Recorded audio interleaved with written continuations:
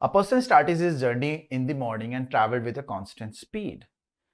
By 10 a.m. of the same day, he covered 7 by 24 part of the journey, and by 1:15 p.m. of the same day, he covered 11 by 18 of the journey. At what time did he start his journey?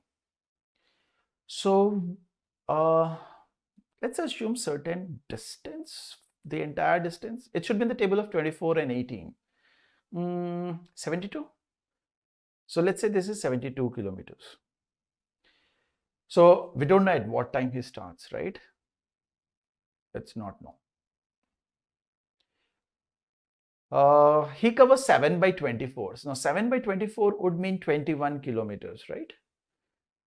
7 by 24 into 72, 24 into 3, 7 into 3. So 21 kilometers, which is less than half. He covers, and he is here at 10 a.m.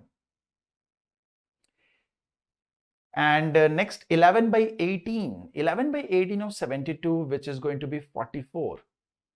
44 means 21 he was already there, so he needs another 20, he moves another 23 kilometers, that means, so that he covers 44 kilometers by 1:50 p.m. So looking at this time interval, 10 a.m. to 11 a.m., 12 p.m., 1 p.m. So this is 3 hours and 50 minutes.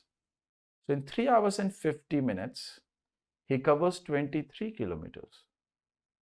Or we can say in order to cover 23 kilometers, he took 230 minutes, right? 180 plus 50. So in order to cover 21 kilometers, he should take 210 minutes. Now 210 minutes is going to be 3.5 hours. So at 10 a.m. after 3.5 hours travel, if he is there, so he must have begun at 6.5. 6.5 plus 3.5 hours will be 10. So 6:30 a.m.